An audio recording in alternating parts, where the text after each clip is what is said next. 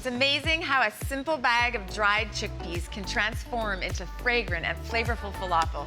Today we're making my Middle Eastern pita with all the fixings. I'm Chef Heidi Fink, and that's what we're cooking on the coast.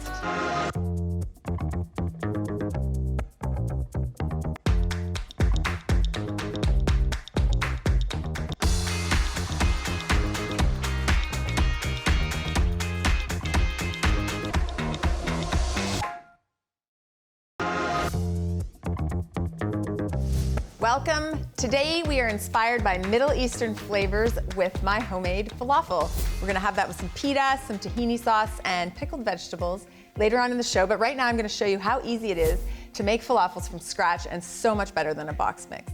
Let's get started. So the first thing you wanna have is some chickpeas that you have soaked overnight. So these are not cooked, they're not canned. This is the secret to this recipe, making sure that the chickpeas are not gonna be mushy and the falafels aren't gonna be mushy. So this was 1 cup of chickpeas that I soaked overnight in cold water and drained, and now we're ready to put them in our food processor. Sometimes I do this with the meat grinding attachment of my stand mixer, but a food processor works just as well. I'm gonna leave that bowl because I'm gonna mix everything together in that bowl after. So first we're gonna start grinding the chickpeas. And you wanna get them about halfway, and then we're gonna add our other ingredients. So we have between 1/4 and 1/3 of an onion. I will have specific weights in the recipe on the website. Approximately 2 green onions, 3 peeled cloves of garlic. And here I have about half a bunch of cilantro and half a bunch of flat leaf or Italian parsley. And now we are gonna keep grinding that up.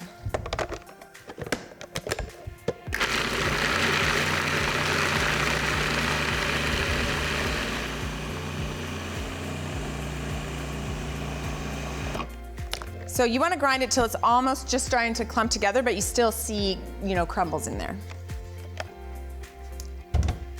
All right, so what we're gonna do now is we're gonna take this out and we are going to scrape it back into our bowl, and we're gonna be adding some spices, some seasonings, and we're also gonna add just a little bit of chickpea flour to help bind it. Now, I have seen recipes where sometimes they use just regular all-purpose flour, and that also works, but this way you can keep them actually gluten-free, so your gluten-free friends and family members can enjoy this. Okay, there we go. Now, we're going to add a teaspoon of baking powder. This helps lighten them up a little bit. And in here I have a mixture of spices. I have a teaspoon of salt, half a teaspoon of freshly ground black pepper, 3/4 of a teaspoon of cumin seed ground up, 1/4 teaspoon of coriander seed, and 1/4 teaspoon of cayenne. And you could leave out the cayenne or reduce it, whatever you want. And I also have, this is about 2 tablespoons of chickpea flour. I will just show you what that looks like right here. Chickpea flour is a very finely ground flour from chickpea. It is gluten-free. It mixes really well with these flavors. And now I'm gonna mix this right up. And I'm also gonna get out a tray with some parchment on it. And I have a little scoop right here that I'm gonna use to measure these out. So you wanna make sure that we get all the spices and the seasonings and that chickpea flour all blended. Oh, this smells really, really, really good. Okay, so this is the easiest way to portion it, is you get a little scoop. Now this here is a 1 ounce scoop, 2 tablespoons. I find those make nice little falafels and they cook really quickly that way. You can make them a little bit bigger. So you wanna just pack it in like that. Almost like you're packing a sandcastle. Kind of like packing brown sugar. So what we're gonna do after we after we portion them all, this is called portioning in cooking chef terms. We're portioning them all, so then we're going to shape them.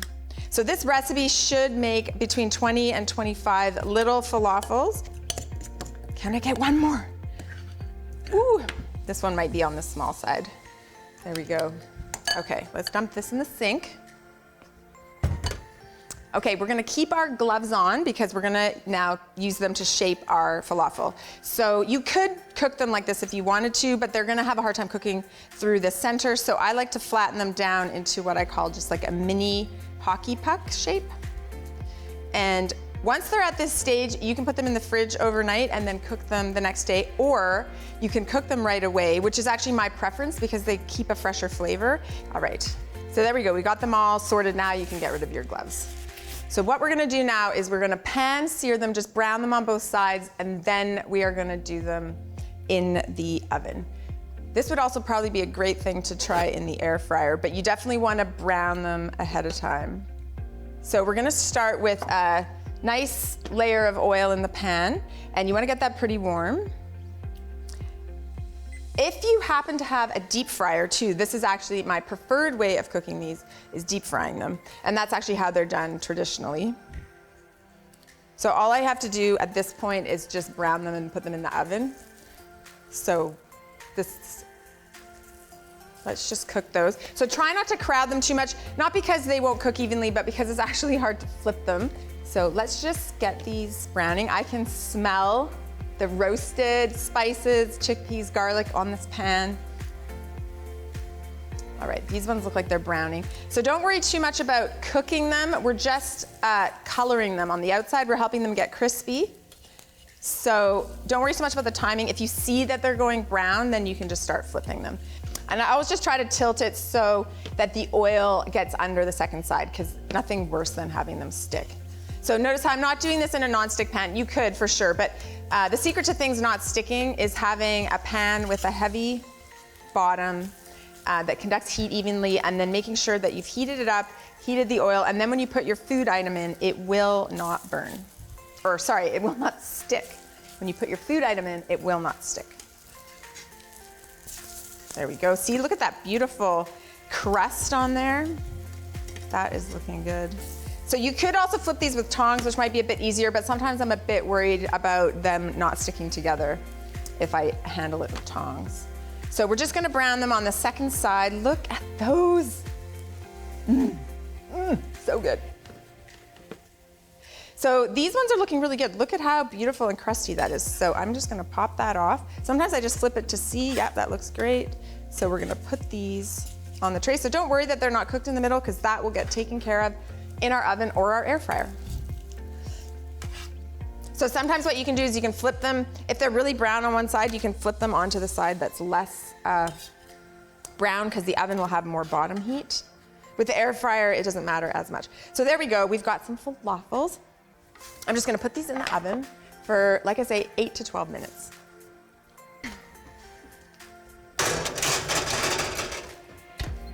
There we go, those need to cook for between 8 and 12 minutes. Later on in the show, we're gonna make those into a delicious pita wrap with pickled onions and tahini sauce. But after the break, we're on the road. Stick around. Cooking on the Road is brought to you by Whisk Victoria, the small but mighty kitchen gadget store for every home chef. I'm excited to be here in Sanishton at Portofino Bakery headquarters with Matt Simon, who's the president.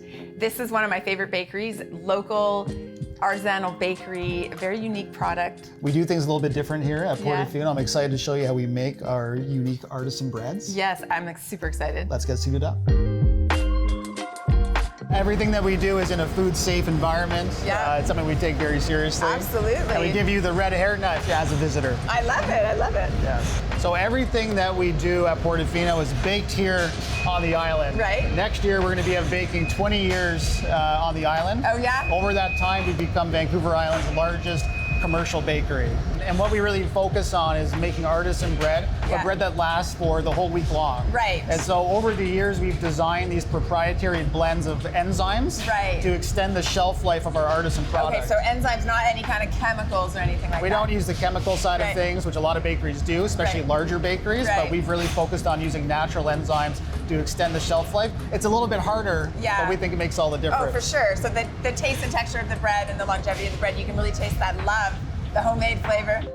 Well, a lot of what we do is both made on a machine, but also with hand. Okay. And so we can produce a lot of product, but they're all hand touched. Oh, yes. Every artisan loaf that we do is actually hand scored. Right. And our bakers, they have a fine touch. So if they go too deep, they'll ruin the loaf. Yeah. If they go too shallow, the scoring won't be deep enough. Right. We used to do all of our flour in 20-kilogram bags, Right. if you can imagine Yeah, that. yeah. Our bakers used to pick up the bags, slash open the bags, and Right. pour them into the mixer. Right. We've eliminated all of that. We made the decision to invest in these bulk flour silos. Okay. And so we're actually saving about 60,000 bags per year. Oh, that's And that amazing. number's growing as we grow, that are not going to the landfills anymore. So milled here, baked on Vancouver Island. That's right. With 100% local family product. We have the great support from Vancouver Islanders who have supported us for almost 20 years now. And so we're trying to do them proud and, and grow. Well, I've been smelling this delicious baked bread for the last hour. I'm just wondering, is there a chance I can taste some of it? I think we could arrange for that. Okay, awesome. Our sourdough has been growing a lot in basically everywhere we sell Yeah. it. Ooh, fresh. Look at Sat that, fresh. Cheers. overnight for 12 hours. Oh. And that's where you get some of the texture. Okay, I'm gonna try this. Oh, love the crumb on there already. It's so tender. It's a sourdough. But you know what? You can Strong sour tell baked that this is like made from fermentation, not by adding sour flavorings. Oh, so good. So tell us some about the other breads you have.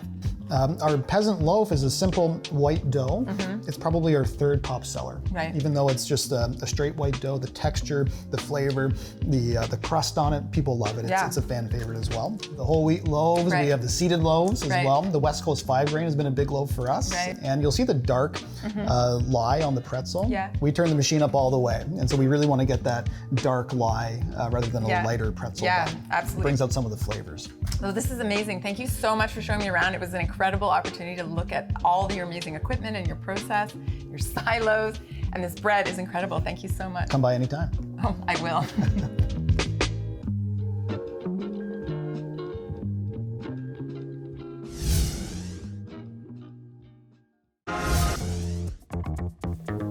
Welcome back. Today we are cooking up some delicious falafel wraps. Let's see how they're going in the oven. Let's see if they're ready. Oh yeah, these look really good, really crispy and delicious. I'm just gonna put them on the rack right here. And we're gonna make the toppings that go with it. So the first thing I wanna make is the pickled red onion. So right over here, I have a pickle brine. It is a mixture of half a cup of white vinegar, a couple tablespoons of water, a couple tablespoons of sugar, half a teaspoon of salt, and I do have some spices in there. And normally I would drain those off, but we're just gonna pour those right on top of our pickled onion like that. There we go. And if you're lucky, very quickly, I'll get a spoon to stir that up. Very quickly, it should start turning a beautiful, beautiful bright pink color. You wanna let that sit for a couple of hours so that we get that color coming up. You can see this right here, what that looks like. So after a couple of hours, actually usually even within half an hour, it looks like this. So you might wanna make these pickled onions ahead of time. And the other thing I made just for fun is some pickled red cabbage as well, because it also has that vibrant color and is very traditional with falafels. So that's very quick and easy to make. These last for a couple months in the fridge. So another essential component of falafel is the tahini sauce. So tahini, you know that I love it. It is a sesame paste. It's super delicious. I use it in baking and savory things all the time. So we're gonna put about half a cup of tahini in here. And we can always add a bit more. And then, put that back. Then we're gonna get, I have here 1 clove of garlic minced up. So this sauce is always very garlicky, but if you don't like that much garlic, you could leave it out. And then I'm gonna add just a couple of drops of toasted sesame oil. That really enhances the flavor. There we go. And then we need a 1/4 teaspoon of salt, i.e. a generous pinch. There we go. And then we need a juice of 1 lemon. So I'm gonna use my fancy old-fashioned lemon juicer. And let's grab a lemon. Okay, here we go. This is one of my favorite kitchen tools. Found at a secondhand store. If you ever see one, you should pick one up. So it's between 2 and 3 tablespoons of lemon juice. It really makes a difference to use fresh lemon for this recipe. So I would definitely recommend juicing a lemon. There we go. Let's put this in the sink. And now we are going to puree that. All right. Get my handy dandy blender. All right, there we go. You can also make this in a food processor. This can also be made several days ahead of time. So let's put that aside. Now, one of the other components I'm gonna just mix together is some fresh veggies. So you can have fresh veggies, you can stuff it in the pita or have it as a side salad. The other thing I have as well is some hummus. You can have store-bought hummus. This is some hummus that I made earlier. It's always a really good thing to add. And I've got a whole bunch here of chopped mint and parsley. You can use whatever herbs you want. Parsley is a really good one. And I'm gonna mix together some extra virgin olive oil and some lemon juice, about equal parts. And then we're gonna put some salt and pepper in there. You wanna be pretty generous with the salt for this because these vegetables don't really have any sodium in them. And then some freshly ground pepper, as much or as little as you like. There we go. And you could also put garlic in there if you wanted to. I'm just gonna whisk that up. And then we're gonna just toss that on our really fresh veggie salad. There we go. Let's just toss that up. We're gonna toss that up. And then I have some pita in the oven. I've also heated up some tortillas. So you can use a tortilla or a pita wrap. Now, if you're gluten-free, you can serve the falafel like on a bed of rice, or if you use a gluten-free tortilla, you could do that as well. Oh, look at this. All right, let me pull the pita out of the oven and get some plates, and then we can get plating. Okay, so I've just wrapped this in a huge amount of foil. You could also grill the pita or do them in a grill pan. You would just brush them with a little bit of oil and grill mark them. That looks great. Let's get some plates out. Okay, here we are. So we're gonna put a pita on each plate. So I'm going to put this salad on the side just because I think it'll look more beautiful that way. And also these pita, you can't really fit that much in there. So we're gonna start with some hummus. Oh, I love spreading hummus. There's something so satisfying about it. And you can put as much or as little as you like. This is the thing that's great about this is you could put everything on the table and people could just build their own whatever they want. I'm just gonna go grab my falafel. We're gonna put these on next. Okay, so people can have like 3 or 4. It's kind of up to you how much you want. Put them right in the middle. Look at how beautiful. They're so cute. We're gonna do some lettuce.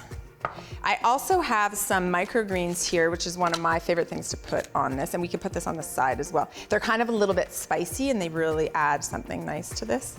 So a little bit of lettuce, a little bit of microgreens. Let's put the tahini sauce on first. So we're gonna just drizzle. Oh yeah, look at that. Drizzle that all over. There we go. Smells, the tahini just hitting the falafel, like I can just smell that sesame, it's so good. And then let's put some pickles. I'm gonna move this lettuce. Now we're gonna do a little bit of both type of pickle because look at that, look at how beautiful. I just love a vibrant colored pickle. Sometimes I've seen pickled turnip on a falafel. Sometimes they dye it with turmeric to make it yellow. I've even seen French fries inside a falafel. So you could just put whatever you want in there. Now let's put some pickled onion on there because the flavor of the onion, so the color of the cabbage is fantastic and it tastes good as well, but the flavor of the onion, just that oniony flavor is so extra delicious. Okay, and I like putting it on top because then you can really see it, the color really pops. And now, ideally you would have a toothpick to hold that together, but we could just flip that over. And I'm gonna leave this one open so we can see how beautiful that is, like a giant taco. And we're gonna put this on this side here, this beautiful, oh, actually, let's put some microgreens on the bottom because we have these beautiful microgreens and it's going to enhance our plate so much. And then we're gonna put this on.